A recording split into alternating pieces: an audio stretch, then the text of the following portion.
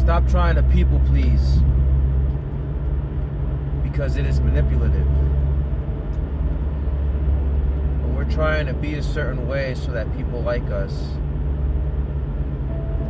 we are trying to manipulate them into seeing us in a light that we might not always be, to get the things that we want that we might not always deserve. Don't look for shortcuts. If you're a true follower of God, it is not about how you look on the outside that matters. It is about your internal space, your inner kingdom. Cultivate the garden within. Plant good seeds. Seeds don't grow overnight. They take constant watering, constant persistence. We're no different. If we want the Word of God to grow within us,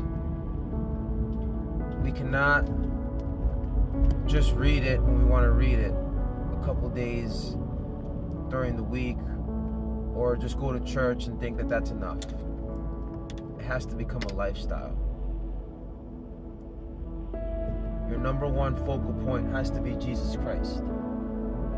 Everything that is written about him in the Bible, all the things that he did, the way he moved, the way he acted, the way he spoke, the way he thought, has to become you. You have to become an imitator of Christ to such a degree that when people look at you, they no longer see you. They see a son of God. You, as the personality that you believe yourself to be, has to be sacrificed. It has to die. I'm not saying don't have things that you prefer, like what flavor ice cream you like. All those things are fine. But when it comes to principle, when it comes to how you react to the storms of the world, you have to be exactly the way Christ was. At peace, using God's wisdom, not needing things to go a certain way to be joyful, not being afraid to speak up, even if it means people will crucify you, not being afraid to change the norm and to speak up to higher powers in society. Because if we all start living this way, then the people that are in charge of the world will be seen for what they are. The tyrants will be called out, because it'll be revealed to the world that tyrants are only tyrants because they're afraid, they're scared. They feel like they're out of control, so they have to manipulate, they have to control others to give themselves a sense of strength. True strength does not come in the power that you have and using it. True strength comes when you have infinite power and you choose love instead.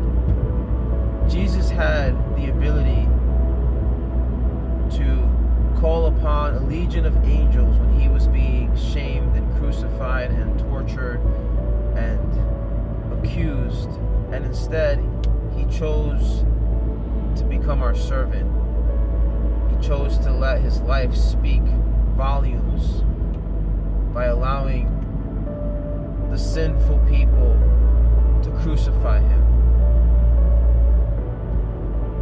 And there's a lot to learn in that blueprint.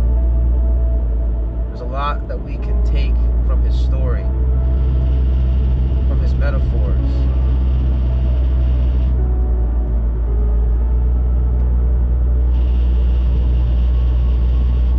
God has a plan for you to prosper, a plan for you to be blessed, unstoppable. But that plan will not come into fruition if you're not following God's guidance. If instead you think that your knowledge of good and evil supersedes God's. Stop eating from the tree of knowledge, the tree of intellect that tries to convince you that you know enough, that you don't need nobody, that what you deem is right, and what you deem is wrong.